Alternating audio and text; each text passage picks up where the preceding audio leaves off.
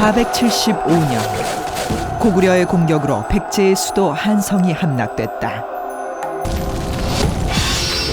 적의 칼에 왕은 목숨을 잃었다. 한성은 사라지고 백제는 웅진으로 수도를 옮겼다. 웅진 시대의 왕들은 암살과 원인을 알 수 없는 죽음을 맞이했다. 무령은 그 위태로운 시간을 딛고 일어서 백제를 강한 나라로 만들어갔다.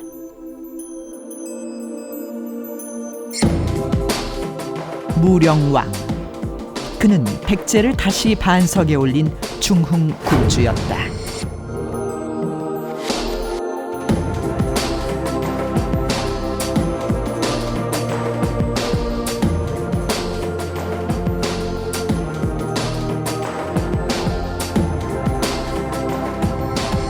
한 나라의 지도자가 품고 준비한 꿈은 벼랑 끝에 놓인 국가의 위기도 기회로 바꿀 수 있습니다.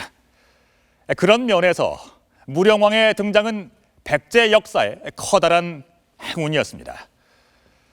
무령왕은 백제가 수도인 한성을 고구려에게 빼앗기는 참패를 당하고 지금의 공주로 내려와서 재기를 준비했던 웅진 시대 네 번째 왕이었습니다. 피로 얼룩진 선왕들의 죽음으로 시작된 웅진시대. 그 출발은 결코 화려하거나 영광스럽지만은 않았습니다. 그렇다면 무령왕은 이런 난국을 어떻게 극복하고 백제를 다시 반석 위에 올려놓은 것일까요? 오늘 한국사전에서는 무령왕의 파란만장한 삶과 그 꿈을 만나보도록 하겠습니다. 무령이 웅진의 왕성에서 임금의 자리에 오른 것은 501년 12월. 그의 정치는 출발부터 시험대에 오른다. 이듬해 정월, 급보를 알리는 파발이 날아들었다. 반란이 일어났다는 보고였다. 왕이 된 지 불과 한 달 만에 무령의 왕권에 반기를 든 자가 생긴 것이다. 반란군 우두머리는 백제 가림성의 성주인 백가. 삼국사기에 따르면 백가는 무령왕의 선왕인 동성왕을 죽인 시해범이다. 무령왕은 직접 반란군 진압에 나섰다. 진압 작전은 성공했다. 반란군 우두머리 백가가 항복을 하고 끌려온 것이다.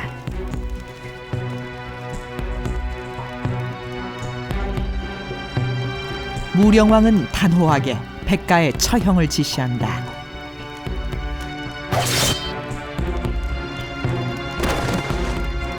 실패한 반란군의 최후는 바로 죽음. 그런데 백가는 왜 항복한 것일까? 처형된 백가의 행적은 의문투성이다.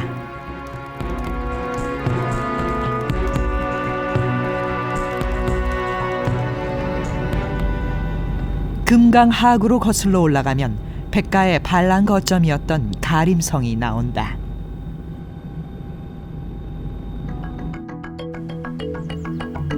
부여군 임천면에 자리한 성흥산성. 이곳이 백제 동성왕 때 쌓은 가림성이다. 7세기 백제 부흥군이 이곳에서 신라와의 마지막 결전을 준비했을 정도로 요새 중의 요새다. 그런데 이 가림성에서 백가는 끝까지 싸우지도 않고 항복한 것이다. 항복하면 무령왕이 그의 사정을 헤아려 줄 거라고 믿은 것은 아닐까.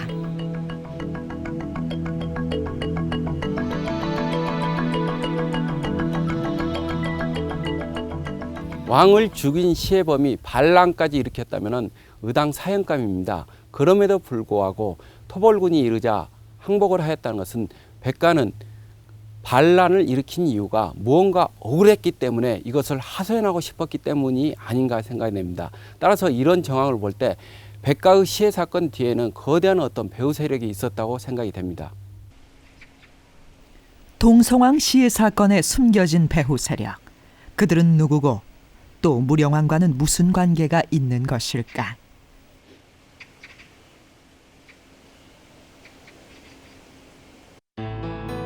백제 제24대 임금인 동성왕은 활을 쏘면 백발백중 명중시킬 만큼 무예 실력까지 갖춘 강력한 군주였다.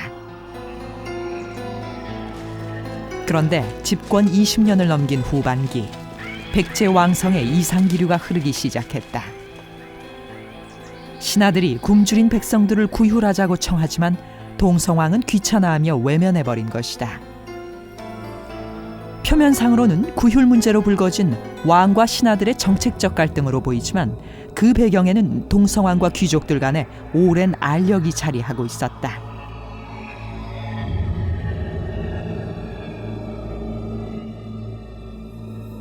웅지로 내려오게 되면서 백제상에 큰 변화가 생기는 것이죠.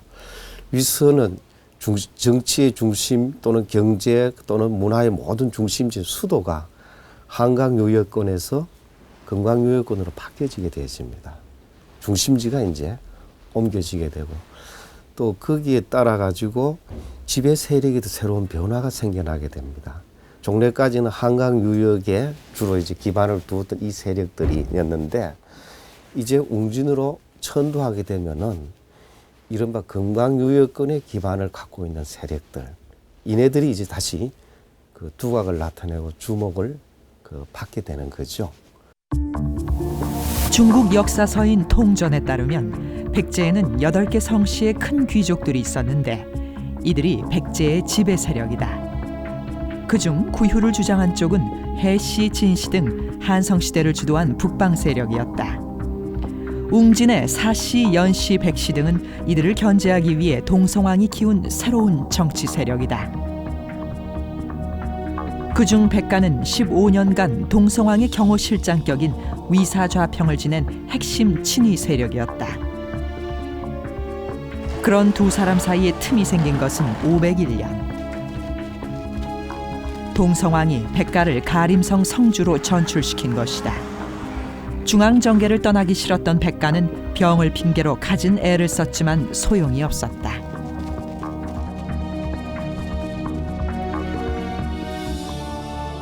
전략적 요충지인 가림성의 중요성에 비추어보면 백가는 언제든지 중앙정계로 복귀할 수 있는 상황이었다. 그해 11월, 그러나 백가는 다른 길을 선택한다.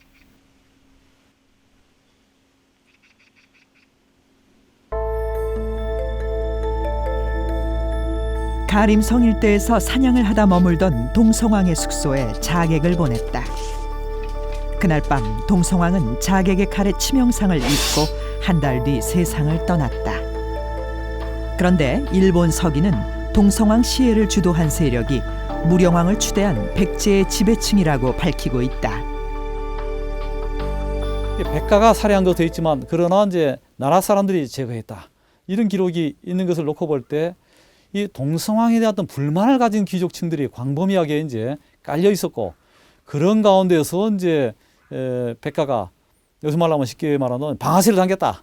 이렇게 이제 봐야 되지 않겠는가 하는 생각이 드는 것입니다.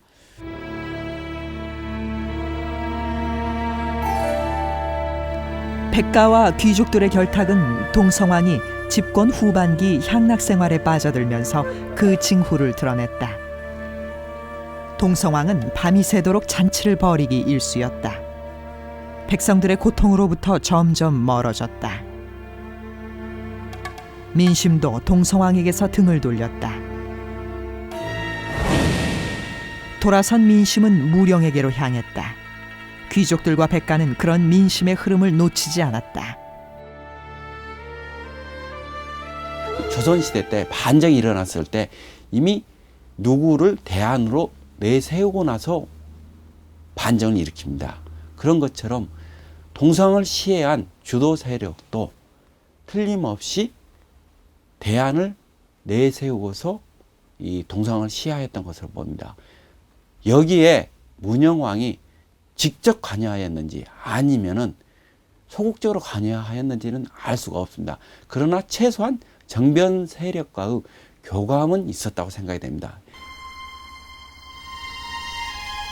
비록 무령왕은 백과와 귀족들의 추대로 왕이 되긴 했지만 동성화 시해 사건을 해결해야 하는 입장이었다.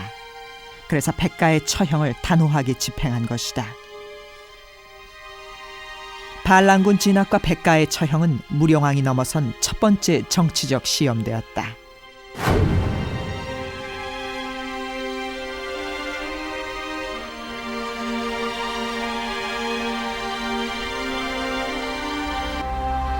삼국사기는 무령왕이 키가 컸으며 용모가 수려했고 인자한 국왕이었다고 전하고 있습니다. 백성들의 신망 또한 두터웠다고 합니다. 하지만 무령왕의 즉위 과정에는 선왕인 동성왕의 암살이라는 엄청난 사건이 있었습니다. 무령왕은 동성왕의 암살 이후에 백제 왕으로 추대된 풍운의 사나이라고 할 수 있습니다. 그렇다면 무령왕은 과연 어떤 인물이었을까요? 어떤 신분이었으며 언제 태어나서 몇 살에 왕위에 올랐던 것일까요? 신비에 쌓였던 무령왕 일생의 이력서가 바로 여기 송산리 고분 안에 있었습니다. 공주의 송산리 고분. 웅진시대의 백제 왕족 무덤이 모여있는 곳이다. 이곳에서 무령왕릉이 발견된 것은 기적에 가까웠다.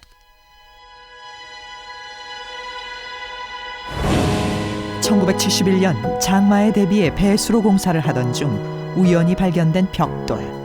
그 벽돌을 여는 순간 아무도 예상치 못한 일이 일어났다.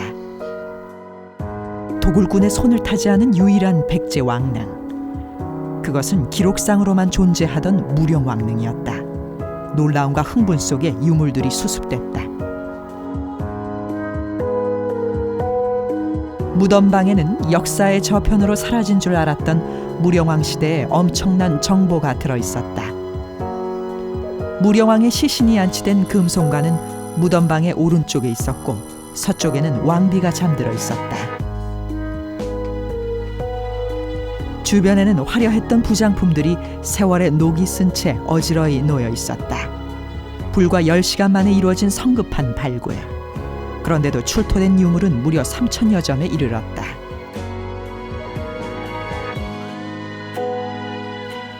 국립공주박물관.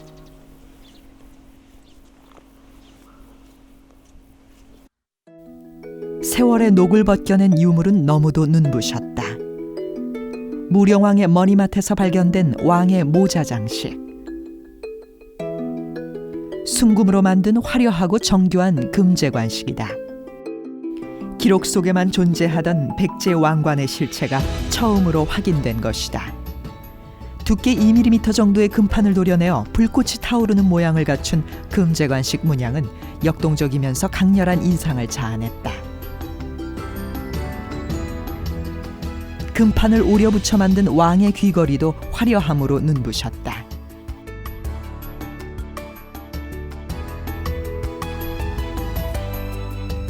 왕비의 왼쪽 팔목 부근에서 발견된 은제 팔찌.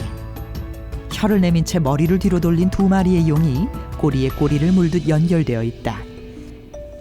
비늘과 발톱까지 곧 날아오를 것 같은 모습이다.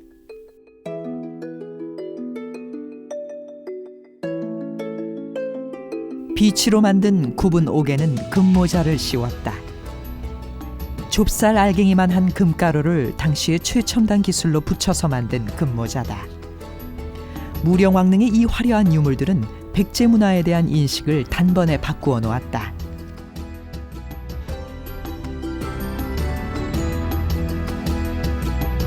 원래 백제의 그 무덤 풍습은 부장품을 적게 넣는 박장 풍습입니다. 게다가 무덤 구조가 도굴에 취약하기 때문에 현재 우리가 알고 있는 백제 무덤의 부장품에 대해서는 별로 새로울 것이 없다라든지 초라하다 이렇게 알고 있는 것이죠. 하지만 무령왕릉이 도굴되지 않은 채로 그대로 발굴되었기 때문에 우리는 6세기 전반의 백제의 이 고급 기술이라든지 어떤 금속공예 기술을 고스란히 우리가 알게 되었고, 이러한 점에서 만약에 우리에게 그 무령왕릉이 없었다고 한다면은 우리가 백제 문화에 대해서 갖고 있는 지식과 정보는 지극히 낮았을 것이다 이렇게 볼 수가 있겠습니다. 무령왕릉 출토 유물이 1400여 년 만에 우리 앞에 드러낸 백제 문화의 진수. 그것은 세련된 백제 문화의 부활로 이어졌다. 백제 문화에 대한 20세기 인식의 대전환이었다.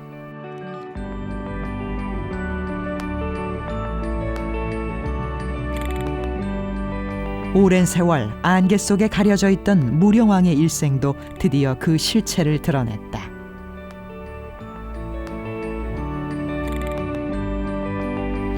무령왕과 왕비의 일생을 기록한 묘지석이 나온 것이다. 귀여운 모습을 한 진묘소. 무덤방을 지키는 바로 이 진묘소 앞에 무령왕 부부의 묘지석이 놓여 있었다.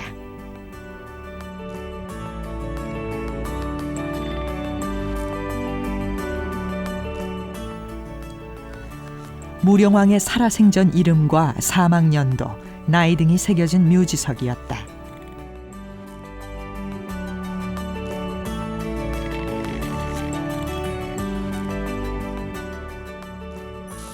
묘지석에 따르면 무령왕의 생전 이름은 사마. 523년에 62세로 세상을 떠났으니까 462년에 태어나 40살의 왕이 된 것이다. 무령왕은 부록에 접어든 40의 나이가 되어서야 국왕이 된 늦가기 임금이었다.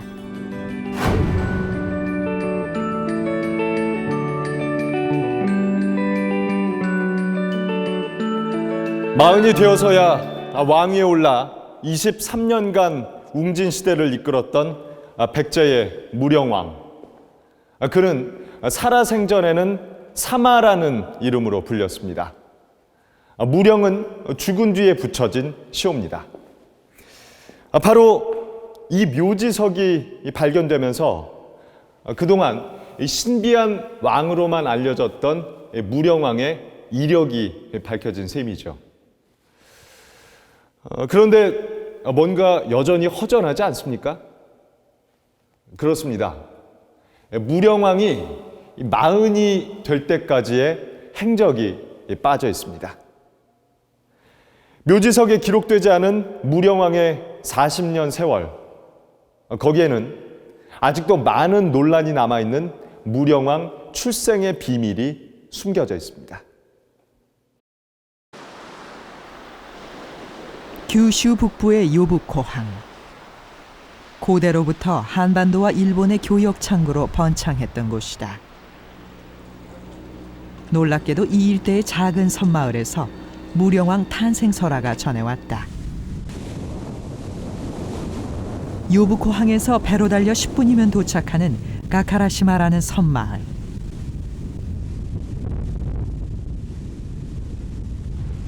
백여 가구 남짓한 가카라시마에는 지금도 무령왕의 탄생지로 전해오는 곳이 있다.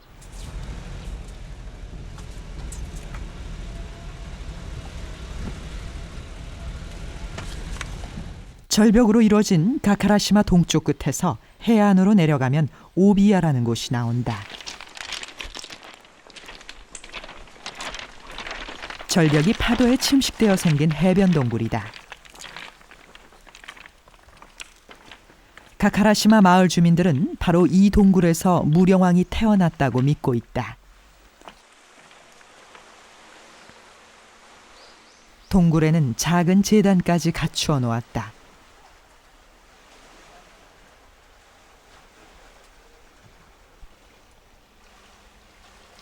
오랜 세월 마을에서 전해 내려온 무령왕 탄생설화는 모르는 사람이 없을 정도다. 한국からどこの方向に向こうに行ったかこっち行ったかわからないですけど、途中で陣痛してここのこの入り江に入ってこの洞窟の中でお産をしたと聞いております。 무령왕이 일본의 작은 섬마을에서 태어났다는 가카라시마의 전설. 왜 이 마을에 무령왕 탄생 설화가 전해오는 것일까?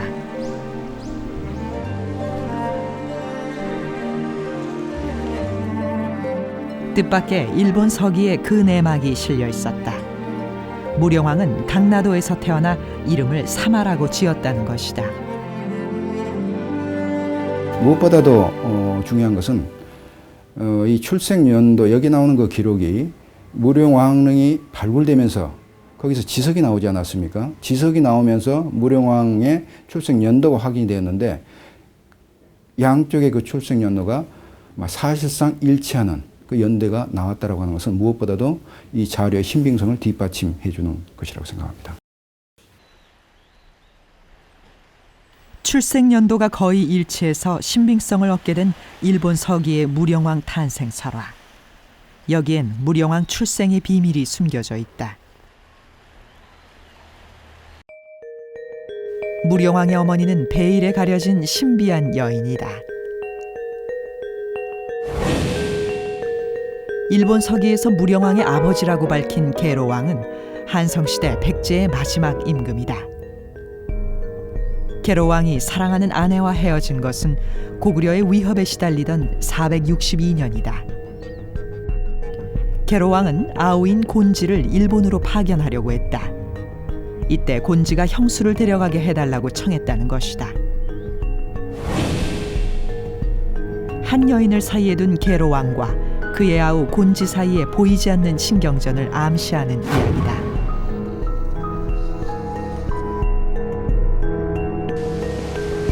일본으로 향하던 곤지 일행은 462년 6월 가카라시마에서 정박한다. 출산이 임박해진 계로왕의 아내가 산통을 시작한 것이다. 그래서 가카라시마의 이 동굴에서 무령왕이 태어났다는 것이 탄생 설화의 핵심이다. 여기엔 전하고자 하는 분명한 메시지가 있다.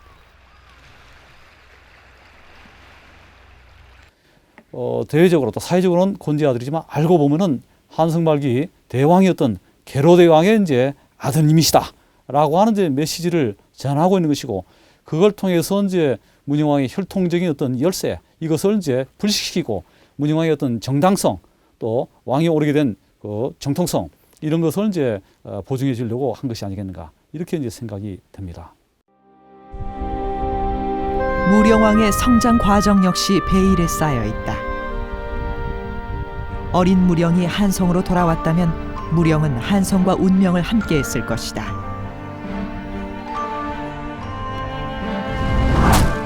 백제의 수도 한성이 고구려의 공격으로 잿더미가 되어 사라진 것은 475년. 무령의 나이 14살 때다.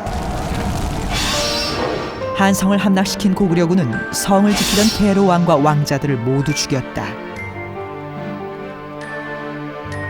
그렇다면 곤지가 무령을 일본 본토로 데리고 가서 키웠을 가능성은 없을까?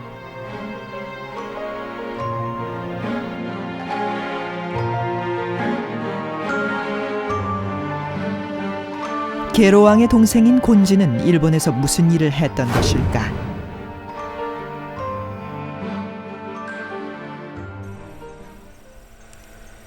오사카 남부 하비키노시의 아스카베 마을. 이곳에 곤지의 발자취가 남아있다. 해마다 10월이면 열리는 이 마을의 맞쓰리는 아스카베 신사에서 시작된다. 먼저 조상신에게 제사를 올린다.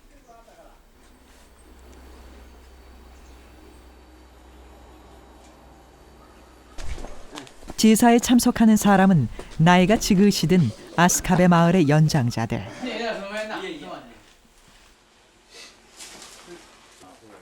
제사는 조상신의 위패를 모신 아스카베 신사의 사당 앞에서 진행된다. よろしいですか。はい。それではただいまより平成19年度の飛鳥部神社秋祭りを再興いたします。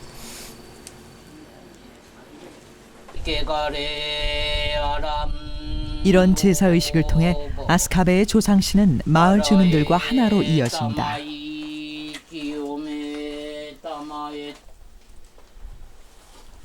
1500여 년 동안 변함없이 아스카베 마을 주민들이 공경하며 모셔온 조상신은 누구일까?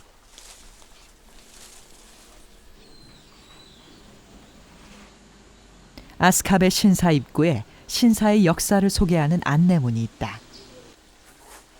이 안내문에 조상신의 이름이 나온다. 아스카베의 조상신은 백제에서 건너온 곤지. 놀라운 것은 그뿐만이 아니다.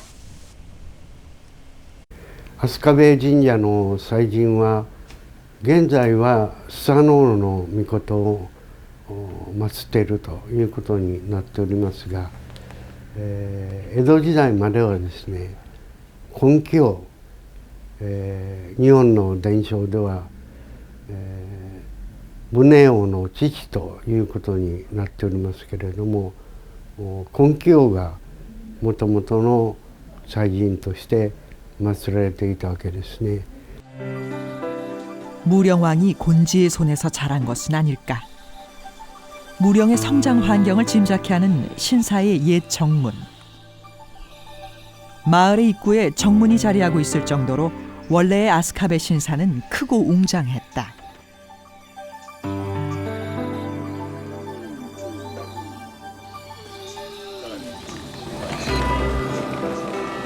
일본에 머무는 동안 곤지가 아스카베 지역에 미친 영향력이 매우 컸다는 뜻이다.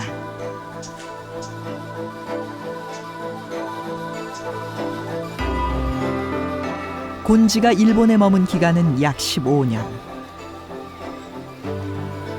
아스카베는 대체 어떤 곳이었을까?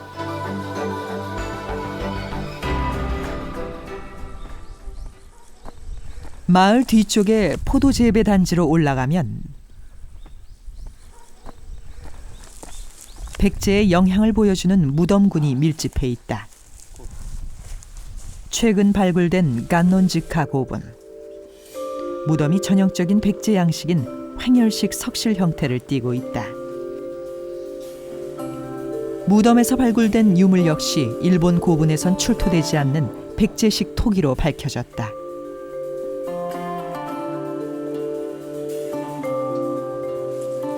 아스카베의 수많은 백제식 무덤은 포도 재배단지를 조성하면서 허물어졌다. 다행스럽게도 5개의 백제식 고분이 남아있어 아스카베 지역이 백제인의 거주지였다는 사실을 증명한다.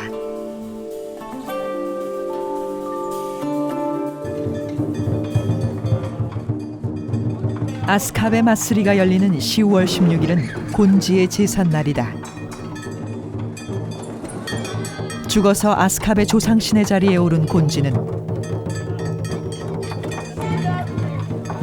일본에 머문 15년 동안 아스카베 일대를 개척한 것으로 보인다.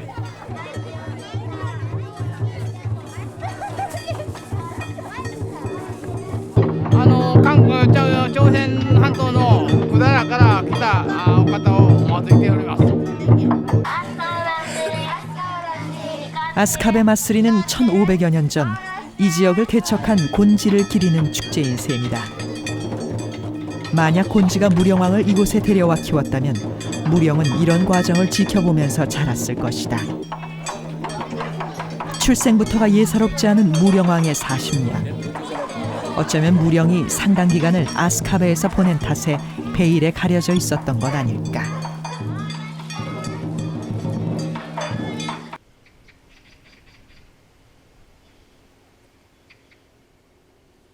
결국 무령왕 탄생 설화의 핵심은 무령왕이 왕위 계승에 있어서 정통성이 있는 국왕임을 강조하고 있습니다.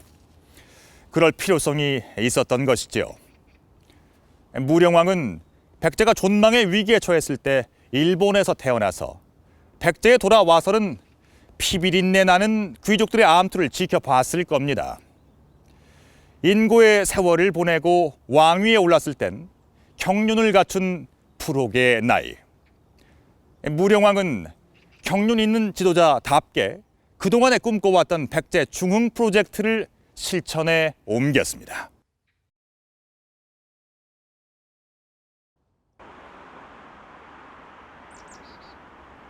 무령왕의 백제중흥 프로젝트가 본격적으로 가동된 것은 502년 11월.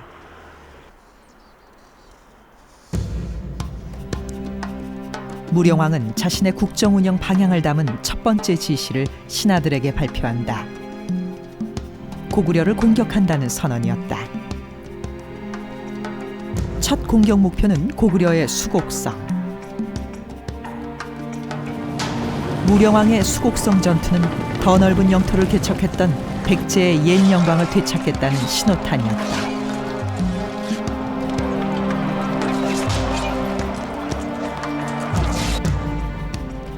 삼국사기에 실린 고구려 수곡성의 위치는 지금의 황해도 신계군.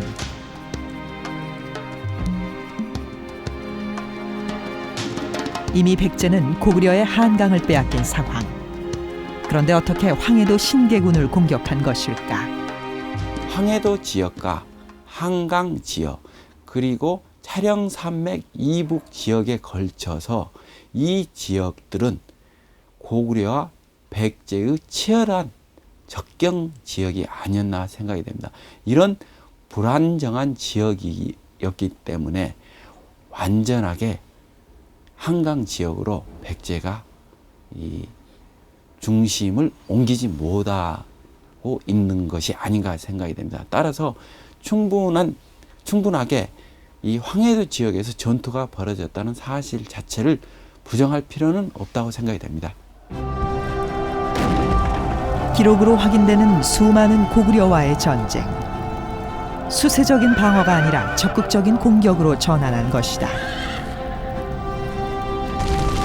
이러한 전투 기록은 고구려와 대등하게 전쟁을 벌일 만큼 백제의 국력이 회복됐다는 증거다.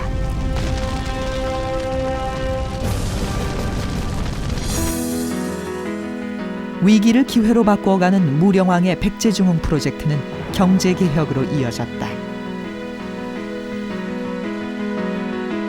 무령왕은 농토 확장에 심혈을 기울였다.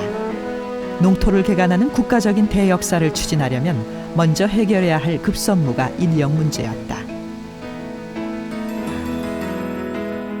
무령왕 10년, 백제는 전국의 실업자 조사를 시작했다. 농지가 없어 일을 하고 싶어도 못하는 실업자를 파악해 농토 개간 사업에 투입하라는 무령왕의 지시가 떨어진 것이다. 농업 기반 시설도 대대적으로 건설했다. 4세기에 완공된 벽골제는 농업 경제를 획기적으로 발전시킨 백제의 저수지 시설이다. 무령왕은 벽골제의 규모를 더욱 확장시키고 개간한 농토에는 새로운 저수지를 만들었다. 가뭄 걱정하지 않고 저수지에 저장된 물로 농사를 지을 수 있도록 한 것이다. 18세기 후반에 제작된 여지도 전라도 지역에 큰 저수지 시설이 표시돼 있다. 그때까지 벽골제는 큰 저수지로 표시되어 있었다. 농업 생산력의 어떤 증대를 기하기 위해서는 이 저수지의 어떤 규모도 늘린다든지 또 많은 또 저수지도 축적을 해야만 되는데 이런 맥락에서 볼 때 아마도 근초광 때 이제 크게 이제 축적했던 김제 벽골제라든지 이런 이제 저수지들도 문영왕 때 와서 이제 더 보수가 되고 또 확장돼 나가지 않았겠는가 이렇게 이제 보아야만 될 것 같습니다. 저수지가 생기는 만큼 농토도 늘어났다. 개간된 농토에는 어김없이 물길이 흘렀다. 하지만 얼마 지나지 않아 무령왕은 새로운 난관에 부딪힌다.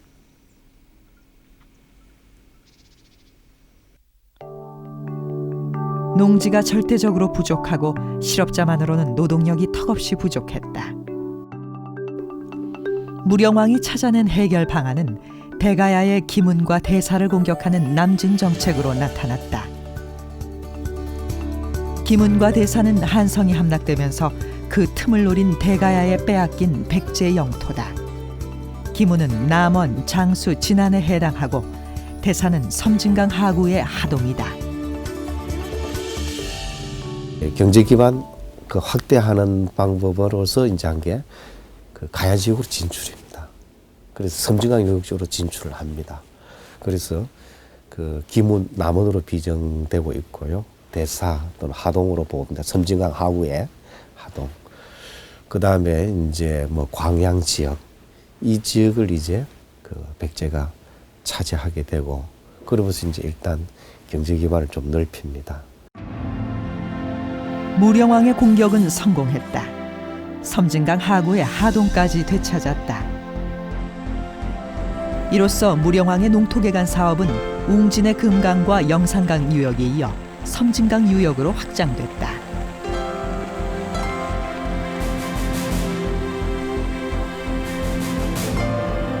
무령왕 12년, 백제왕성에 또다시 위기가 찾아온다. 고구려의 대군이 국경을 넘어 백제 지역을 장악했다는 보고가 도착한 것이다. 고구려와의 싸움에 동원할 수 있는 군사는 3,000. 무령왕은 직접 출정하겠다고 선언했다. 고구려군은 적은 수의 백제군을 얕잡아 보았다.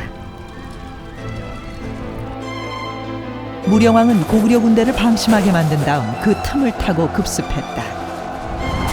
허를 찌르고 들어간 무령왕의 전략은 적중했다.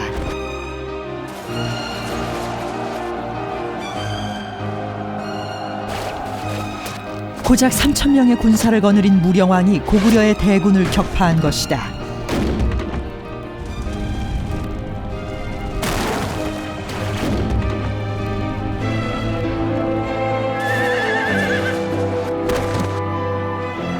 무령왕이 직접 출정에 거둔 이 승리는 백제의 대내외적 위상에 분기점을 제공하는 일대 사건이었다.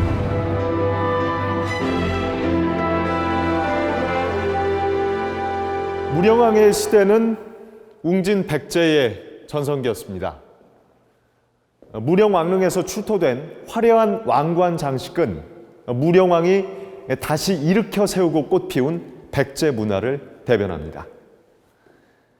더 놀라운 사실은 무령왕의 백제 재건 프로젝트가 한반도 안에만 머물지 않았다는 겁니다. 환갑을 맞이한 서기 521년, 무령왕은 집권 20년을 정리하는 국제 이벤트를 준비합니다. 백제 역사에 큰 획을 긋는 사건이었습니다. 온 나라 백성들의 눈길이 백제 왕성으로 쏠렸다. 521년은 무령왕의 환갑이었다. 마흔의 왕위에 올라 국정을 이끈 지 20년. 무령왕의 백제중흥 프로젝트는 어느덧 마무리 단계에 접어들었다. 환갑의 무령왕은 얼굴 가득 여유가 넘쳤다. 바로 그해 무령왕은 또 하나의 프로젝트를 추진한다.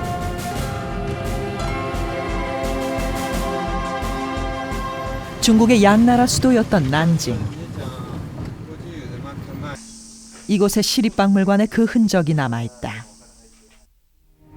6세기에 제작된 양직공도. 각 나라에서 파견된 사신들을 그린 그림이다. 그 그림 속에 백제 사신의 모습이 있다. 무령왕이 보낸 국서를 전하러 온 백제 사신이다. 무령왕의 국서 내용은 양나라의 역사서와 삼국사기에 자세히 실려 있다.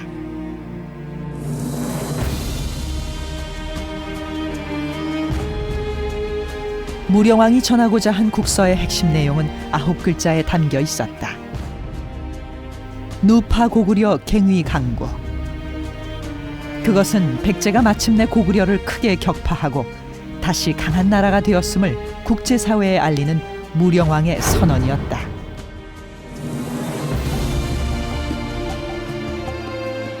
자신감의 회복을 대내외에 선포하고 있는 것입니다. 이거 굉장히 중요한 구절이 되는 것이죠. 더구나 이제 양나라에 보내는 사신, 거의 고구려 수군 때문에 돌아오고 절절 매는 이런 상황이었던 것이죠. 이는 이제 양나라의 사신을 딱 보내면서 이제 대외적으로 백제 위상이 높아졌다는 것을 이제 공인받고 싶어하는 것이고, 또 객관적인 평가를 받고자 하는 그런 자신감이 이제 들어있다, 이렇게 볼 수가 있을 것 같습니다. 당시 무령왕의 위상은 일본에서도 확인된다. 지난 2001년 12월 무령왕의 일본에서의 지위를 밝히는 놀라운 기자회견이 있었다.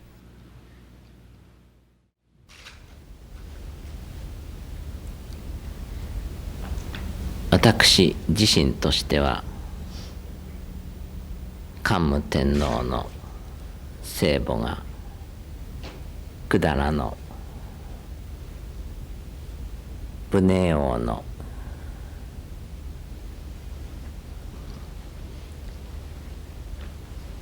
子孫であると食日本紀に記されていることに監獄とのゆかりを感じています。 일본 천황가에 무령왕의 피가 흐르고 있다는 아키히토 일본 천황의 고백. 이 놀라운 고백은 속일본기라는 역사서에 근거한 것이다. 무령왕의 아들인 순타태자의 후손이 현 일본 천황가의 시조인 칸무 천황의 어머니라는 것이다. 순타태자의 일본 파견은 무령왕의 대일본 정책이 강화됐음을 의미한다. 무령왕은 일본을 백제의 정치문화적 영향력 아래 묶어둔 것이다.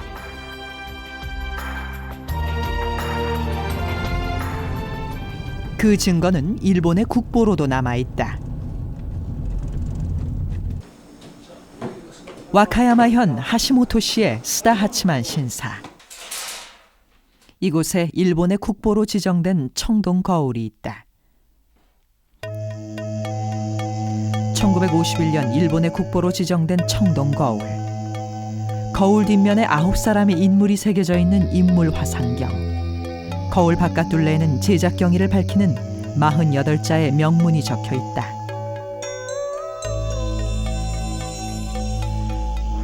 거울을 받은 사람은 일본에 있는 남제왕, 즉 계체천왕이다. 보낸 사람은 사마.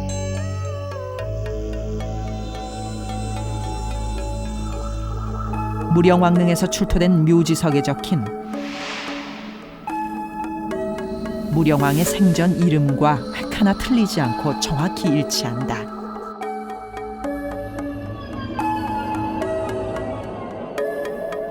고대의 청동거울은 상왕이 그 아래 왕에게 내리는 신임의 표식이다.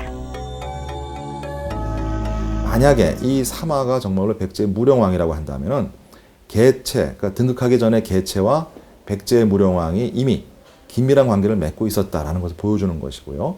그렇다고 한다면은 무령왕의 재위 기간 그리고 계체 천왕의 재위 기간 동안에 왜 그렇게 두 인물이 서로 긴밀하게 협조하고 백제와 외 왕권이 서로 이렇게 좋은 관계를 유지했는지를 풀 수 있는 그런 수수께끼를 풀 수 있는 열쇠가 될 수가 있겠습니다. 무령왕의 관심은 한반도 밖으로 뻗어나갔다. 적극적인 세계화 전략으로 동북아시아 정세를 주도했다. 당시 동북아에서 무령왕이 차지한 비중은 묘지석의 명문으로 남아있다. 무령왕의 죽음을 나타내는 붕자, 황제의 죽음을 뜻하는 글자다.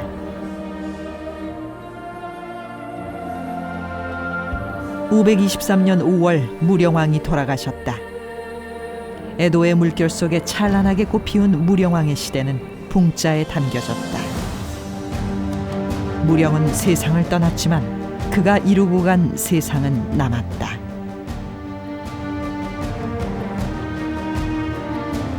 무령왕은 백제인들의 마음속에 온 나라 백성들의 꿈을 이루어준 위대한 중흥군주로 기억됐다.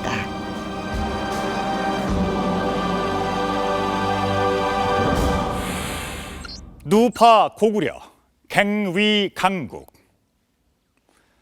백제가 고구려를 격파하고 다시 강한 나라가 되었다는 뜻입니다. 갱위 강국. 이 네 글자는 무령왕이 필생의 업으로 삼았던 꿈과 도전이었습니다. 역사의 소용돌이 속에서 일생을 가슴에 품고 살았을 이 갱위 강국의 꿈. 무령왕은 집권 20여 년 동안 오직 이 꿈을 향해서 뛰었고 마침내 그 꿈을 이룰 수 있었습니다.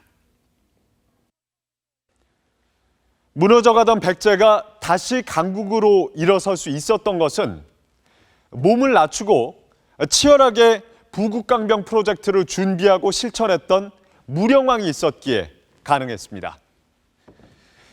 1500여 년의 세월을 가로질러 무령왕의 일생이 우리에게 보여준 것은 한 나라의 지도자가 준비한 국가 발전 전략이 미래의 역사를 결정한다는 분명한 사실입니다.